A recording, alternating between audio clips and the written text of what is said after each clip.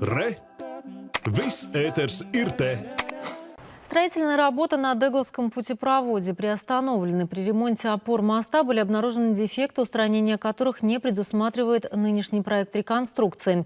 Работы на участке остановлены до разработки решения проблемы. Департамент сообщения Рижской думы закажет независимую экспертизу, в ходе которой будет проведено углубленное обследование всех несущих конструкций, а также разработаны указания, как проводить работы по перестройке путепровода.